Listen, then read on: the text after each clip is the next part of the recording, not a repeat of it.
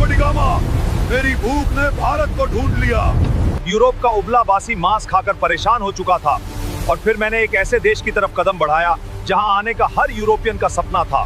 तो वीडियो को पूरा देखें और चैनल को सब्सक्राइब कर लीजिए। कल्पना कीजिए 15वीं शताब्दी के यूरोप की बर्फ से ढकी सर्द रातें, कड़कड़ाती ठंड और खाने की मेज पर रखा हुआ बेस्वाद उबला हुआ या नमक में लपेटा हुआ सूखा मांस। उस दौर में यूरोप के पास न तो आज जैसी सुख सुविधाएं थीं और न ही खाने में कोई स्वाद। उन्हें अपने मांस को लंबे समय तक सुरक्षित रखने और उसमें जान डालने के लिए एक जादुई जड़ी बूटी की सख्त जरूरत थी और वह जादू था मसाला, काली मिर्च, लौंग, दालचीनी और इलायची। लेकिन दिक्कत यह थी कि ये मसाले उनके यहाँ नहीं उगते थे। ये आते थे एक रहस्यमयी, दूरस्थ और परिकठाओं जैसे देश से, जिसे दुनिया भारत कहती थी। भारत उस समय दुनिया का वो खास स्थान था जहाँ हर कोई जाना चाहता था, लेकिन किसी के पास वहाँ का सीधा रास्ता या नक्शा नहीं था। सदियों से अरब के व्यापारियों ने इस रास्ते पर अपना दबदबा बना रखा था। वे भारत से सस्ते दाम में मसाले खरीदते और रेगिस्तानी रास्तों से होते हुए यूरोप के बाजारों में उसे सोने के भाव बेचते थे। अरब के व्यापारी यूरोपियनों के लिए वो सख्त कर वसूलने वाले बन गए थे, जो कहते थे या तो हमारी मुंह मांगी कीमत दो या फिर अपना वो फीका और सड़ता हुआ मांस खाते रहो। यूरोप के राजा इस बात से बौखलाए हुए थे, खासकर स्पेन और पुर्तगाल के शासक। उनकी रातों की नींद उड़ चुकी थी। उन्हें भारत चाहिए था, लेकिन जमीन के रास्ते से जाना मुमकिन नहीं था, क्योंकि बीच में उस्मानिया साम्राज्य जैसी विशाल दीवार खड़ी थी। तब पुर्तगाल और स्पेन के राजाओं ने अपनी अपनी दूरबीनें उठाई और समंदर की उठती हुई खूंखार लहरों की तरफ देखा। उन्होंने तय किया कि जमीन का रास्ता बंद है तो क्या हुआ, हम पानी का सीना चीरकर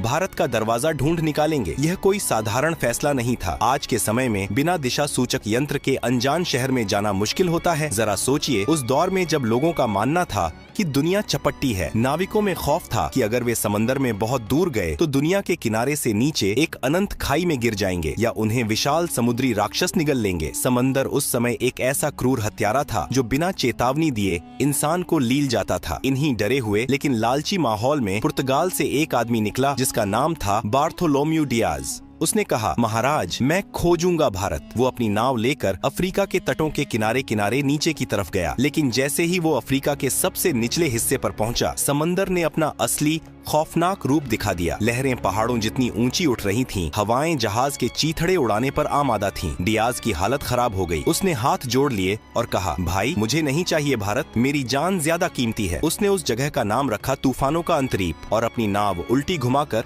वापस पुर्तगाल भाग गया। पुर्तगाल के राजा मैनुअल प्रथम के सीने में अभी भी मसालों की आग जल रही थी। बार्थोलोम्यू डियाज के वापस लौटने के 10 साल बाद पुर्तगाल के दरबार में एक ऐसे आदमी को बुलाया गया जिसकी आंखों में समंदर का खौफ नहीं बल्कि उसे जीतने की जिद थी। एक ऐसा जिद्दी और सन की नाविक जो मौत के मुंह में हाथ डालने का शौक रखता था। उसका नाम था वास्को डी गामा। राजा ने वास्को डी गामा की आंखों में आंखें डालकर पूछा, क्या तुम वो कर सकते हो जो डियाज नहीं कर पाया? क्या तुम समंदर के उस शैतानी दरवाजे को तोड़कर मेरे लिए भारत ला सकते हो? वास्को डी गामा ने थोड़ा मुस्कुराते हुए अपनी तलवार पर हाथ रखा और कहा, अगर समंदर ने मुझे नहीं निगला तो मैं आपके कदमों में पूरी दुनिया का व्यापार लाकर रख दूंगा। और यहीं से शुरू होने वाली थी इतिहास की सबसे खौफनाक, सबसे रोमांचक और दुनिया का नक्शा हमेशा के लिए बदल देने वाली समुद्री यात्रा। 8 जुलाई 1497 का वो मनहूस लगने वाला दिन। पुर्तगाल का लिस्बन बंदरगाह किसी शानदार जश्न का नहीं बल्कि एक खौफनाक मातम का गवाह बन रहा था। किनारे पर खड़ी हजारों की भीड़ ऐसे छाती पीट पीट कर रो रही थी जैसे वास्को डी गामा और उसके नाविकों को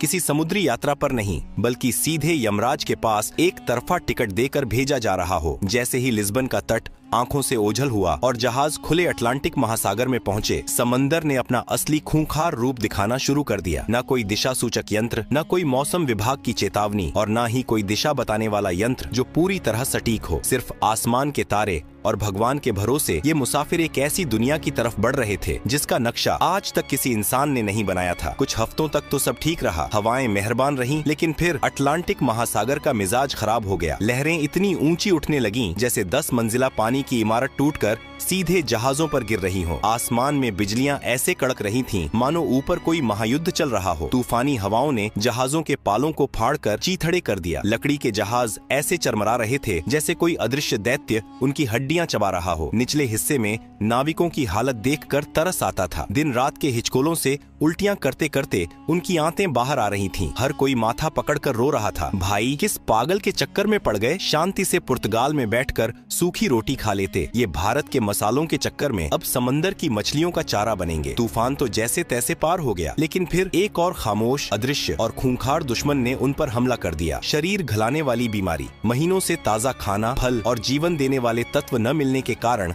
नाविकों के मसूड़ों से खून बहने लगा। उनके दांत सड़कर टूट टूट कर हाथों में आने लगे। शरीर पर बड़े बड़े छाले पड़ गए और भयानक बदबू उठने लगी। जहाज का निचला हिस्सा एक तैरते हुए अस्पताल और मुर्दा घर में तब्दील हो गया था। रोज किसी न किसी नाविक की लाश को एक भारी पत्थर बांधकर समंदर में फेंका जा रहा था। बचे हुए नाविकों का सब्र अब पूरी तरह जवाब दे चुका था। उन्होंने वास्को डी गामा के सामने बगावत कर दी। वो घुटनों के बल गिरकर गिड़गिड़ाने लगे, कप्तान हमें माफ करो, वापस चलो। हमें नहीं चाहिए कोई भारत, हमें नहीं चाहिए कोई सोने की चिड़िया या मसाले, हमें बस जिंदा अपने घर जाना है। लेकिन वास्को डी गामा कोई आम इंसान थोड़ी था। वो एक नंबर का जिद्दी, कठोर और सनकी आदमी था। उसने अपनी तलवार निकाली और एक ऐसा काम किया जिसे देखकर नाविकों की हालत खराब हो गई होगी। उसने दिशा बताने वाले सारे उपकरण समंदर में फेंक दिए और चीख कर बोला, सुन लो कान खोलकर, अब हमारे पास लौटने का कोई रास्ता नहीं बचा है। या तो हम भारत पहुंचेंगे या फिर ये समंदर ही हमारी सामूहिक कब्र बनेगा। अगर किसी ने वापस जाने की बात की तो समंदर बाद में मारेगा, मैं उसे पहले अपने हाथों से काट डालूंगा। उस आदमी के इस पागलपन और खौफनाक जुनून के आगे शायद मौत को भी पसीना आ गया होगा। और तभी वो सबसे खौफनाक घड़ी आ गई। वे अफ्रीका के उस सबसे निचले सिरे पर पहुंच गए थे जहां 10 साल पहले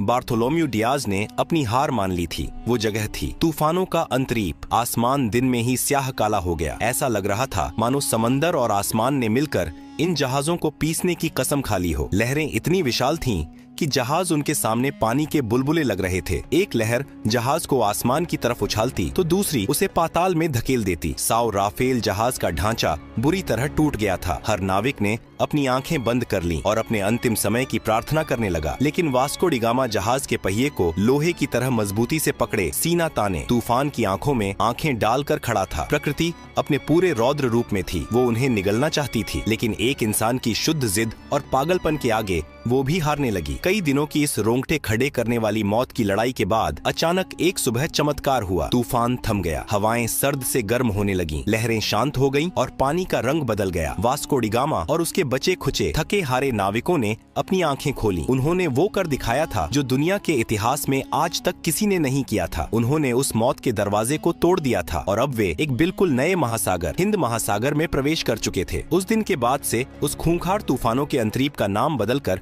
हमेशा के लिए उम्मीद की किरण रख दिया गया, क्योंकि अब उन्हें यकीन हो गया था कि भारत का रास्ता यहीं से जाता है। लेकिन कहानी अभी बाकी थी मेरे दोस्त। वे हिंद महासागर में तो आ गए थे, लेकिन भारत अभी भी बहुत दूर था। और सबसे बड़ी मुसीबत ये थी कि ये समंदर उनके लिए बिल्कुल नया था। यहाँ का पानी, यहाँ की हवाएं, सब कुछ अनजान था। उन्हें नहीं पता था कि भारत किस दिशा में है। उन्हें अब एक ऐसे इंसान की सख्त तलाश थी जो इस अनजान पानी का उस्ताद हो, जो उनका हाथ पकड़कर उन्हें उस स्वर्ण भूमि तक ले जाए। उन्हें एक स्थानीय राहगीर चाहिए था जो आज के सजीव नक्शे की तरह उन्हें सीधा रास्ता दिखा सके। और वो इंसान उन्हें मिलने वाला था पूर्वी अफ्रीका के मालिंदी तट पर। एक ऐसा आदमी जिसकी एक उंगली के इशारे ने पूरी दुनिया का भूगोल और इतिहास हमेशा के लिए पलट कर रख दिया। अफ्रीका के पूर्वी तट पर मालिंदी नाम का एक शांत और खूबसूरत बंदरगाह था। मौत के समंदर को पार करने के बाद वास्को डी गामा के टूटे फूटे जहाज और उसके बदबूदार थके हारे नाविक जब वहां पहुंचे तो उनकी हालत जिंदा लाशों जैसी हो चुकी थी। उन्हें बस एक ही चीज की तलाश थी, कोई ऐसा इंसान जो उन्हें उस रहस्यमयी भारत तक ले जाए। उन्हें आज के दौर का एक जिंदा नक्शा चाहिए था। और यहीं पर इतिहास ने सबसे बड़ा और मजेदार मोड़ लिया। वास्को की मुलाकात एक ऐसे इंसान से हुई जिसने उसका हाथ पकड़कर दुनिया का नक्शा ही बदल दिया। उस भारतीय नाविक ने उसे जो चीज दिखाई उसने पुर्तगालियों के होश उड़ा दिए। उसने सितारों की स्थिति, मानसून की हवाओं और समुद्री धाराओं का ऐसा सजीव ज्ञान समझाया जिसे देखकर वास्को डी गामा को लगा कि ये लोग तो समंदर के असली उस्ताद हैं। हवा का रुख बदला। मानसून की तेज और मेहरबान हवाओं ने वास्को डी गामा के जहाजों के फटे हुए पालों में नई जान फूंक दी। अब उन्हें पतवार घुमाने की भी जरूरत नहीं थी। हवाएं खुद उन्हें उनकी मंजिल की तरफ धकेल रही थीं। जैसे जैसे दिन बीत रहे थे, नाविकों की धड़कनें तेज हो रही थीं। क्या सच में कोई भारत है या ये सब एक छलावा है? तभी एक शाम आसमान में कुछ समुद्री पक्षी उड़ते हुए दिखाई दिए। ये पक्षी पूर्व दिशा की ओर जा रहे थे। वास्को डी गामा समझ गया, जहाँ पक्षी जा रहे हैं वहीं कोई जमीन है। और फिर आई 20 मई 1498 की वो जादुई सुबह। समंदर की लहरें एकदम शांत थीं। सूरज की सुनहरी किरणें पानी पर ऐसे बिखर रही थीं जैसे किसी ने पिघला हुआ सोना बिछा दिया हो। अचानक हवा के एक तेज झोंके के साथ एक ऐसी खुशबू आई जिसने पुर्तगालियों के दिमाग सुन्न कर दिए। यह ना तो उनके जहाजों की सड़ांध थी और ना ही समंदर के खारे पानी की महक। यह चंदन, इलायची और काली मिर्च की वो दिव्य और नशीली खुशबू थी जिसके लिए उन्होंने मौतों का समंदर पार किया था। कोहरा छंटा और उनके सामने उभरी नारियल के ऊंचे पेड़ों की कतारें। दूर से मंदिरों की घंटियों की मधुर आवाज गूंज रही थी और एक विशाल वैभवशाली शहर उनके सामने खड़ा था। यह कोई भ्रम नहीं था, यह भारत का पश्चिमी तट था, कालीकट, जो आज के केरल में है। वास्को डी गामा और उसके नाविकों की आंखों से आंसू छलक पड़े। महीनों से मौत को चकमा देते देते वे आखिरकार उस स्वर्ण भूमि पर पहुंच ही गए थे। जैसे ही जहाज किनारे लगे, नाविक पागलों की तरह जमीन पर कूद पड़े। वे घुटनों के बल गिरे, कुछ ने रेत को चूम लिया, कुछ रोते हुए आसमान की तरफ हाथ जोड़कर भगवान का शुक्रिया अदा करने लगे। यह सिर्फ एक समुद्री यात्रा की जीत नहीं थी, यह यूरोप के उस खौफ पर जीत थी जो उन्हें सदियों से डराता आ रहा था। लेकिन जब वास्को डी गामा ने कालीकट के बाजार में कदम रखा तो उसके होश फाख्ता हो गए। उसने सोचा था कि वो किसी पिछड़ी हुई जगह पर जा रहा है, लेकिन कालीकट तो उस समय का महान नगर या स्वर्ण नगरी लग रहा था। बंदरगाह पर दर्जनों देशों के व्यापारी मौजूद थे। सोने की तरह चमकते मसाले बोरियों में ऐसे खुले पड़े थे जैसे उनके यहाँ मिट्टी पड़ी होती है। रेशम के कपड़े, बेशकीमती रत्न और मसालों के पहाड़ देखकर वास्को डी गामा को समझ आ गया कि जिस भारत को वो खोजने का घमंड कर रहा था, वो भारत तो पहले से ही दुनिया के व्यापार का सरताज बना बैठा था। फिर बारी आई वहाँ के राजा से मुलाकात की। केरल के उस बेहद शक्तिशाली राजा का नाम था जामोरिन। जरा इस अजीबो गरीब सांस्कृतिक टकराव की कल्पना कीजिए। राजा जामोरिन अपने भव्य दरबार में एक ऊंचे सोने के सिंहासन पर बैठे थे। उनका पूरा शरीर बेशकीमती गहनों, सोने की मोटी जंजीरों और हीरों से लदा हुआ था और उनके सामने खड़ा था वास्को डी गामा, जिसने महीनों से ठीक से नहाया नहीं था, जिसके कपड़े फटे पुराने और अजीबो गरीब थे। वास्को डी गामा ने थोड़ा अकड़ते हुए राजा को अपना उपहार पेश किया। अब सोचिए वो पुर्तगाल से क्या लाया था। कुछ सस्ती लकड़ियाँ, कुछ ऊनी टोपियाँ, पीतल के बर्तन और शहद। ये देखकर राजा जामोरिन के दरबारियों को जोर की हंसी आ गई। उन्होंने सोचा, अरे भिखारी, ये क्या कबाड़ उठा लाए हो? हमारे यहाँ के नौकर भी इससे महंगा सामान पहनते हैं। लेकिन राजा जामोरिन बहुत ही शांत और समझदार थे। उन्होंने भारतीय संस्कृति का पालन करते हुए इस विदेशी मेहमान का स्वागत किया और उसे अपने राज्य में व्यापार करने की अनुमति दे दी। वास्को डी गामा को अभी भी यकीन नहीं हो रहा था। जिस चीज के लिए यूरोप वाले सालों से तरस रहे थे, वो भारत ने उन्हें बिना किसी लड़ाई के ऐसे ही दे दी। लेकिन वास्को की आंखों में अब एक अलग ही चमक आ चुकी थी। वह सिर्फ व्यापार करने नहीं आया था, उसने कालीकट की अपार संपत्ति देख ली थी और उसके लालची दिमाग में अब एक ऐसा शैतानी महायोजना पक रही थी जो अगले कुछ दशकों में पूरी दुनिया का इतिहास खून से लिखने वाला था। वास्को डी गामा ने कालीकट में कुछ महीने बिताए और वहाँ का चप्पा चप्पा छान मारा। उसने देखा कि यहाँ का माल तो एकदम सबसे उत्तम है। उसने अपनी बची खुची कौड़ियों और पैसों से अपने जहाजों को मसालों से ऐसे भर लिया जैसे कोई इंसान किसी मुफ्त की दावत में अपनी प्लेट में खाना ठूंसता है। काली मिर्च, लौंग, दालचीनी, जहाजों की लकड़ी तक मसालों की महक से सराबोर हो गई थी। एक भारतीय जहाज भी उसने अपने साथ ले लिया ताकि माल ज्यादा ले जाया जा सके। अब बारी थी वापसी की। वापसी का सफर भी कम खौफनाक नहीं था। बीमारियां और तूफान फिर से नाविकों पर टूट पड़े, लेकिन इस बार उनके पास एक उम्मीद थी। उनके जहाजों के निचले हिस्से में करोड़ों का खजाना भरा हुआ था। जब वास्को डी गामा का बचा खुचा बेड़ा पुर्तगाल के लिस्बन बंदरगाह पर वापस लौटा तो वहाँ का नजारा देखने लायक था। जो लोग उसे रोते हुए यमराज के पास विदा कर रहे थे, वो अब उसकी आरती उतारने को तैयार खड़े थे। राजा मैनुअल प्रथम तो खुशी से नाचने लगा, लेकिन असली भूचाल तब आया जब वास्को ने अपना माल पुर्तगाल के बाजार में उतारा। इतिहास का सबसे बड़ा खजाना हाथ लग चुका था। इस समुद्री यात्रा का सारा खर्च, नाविकों का वेतन, टूटे जहाजों का भारी नुकसान, यह सब कुछ काटने के बाद भी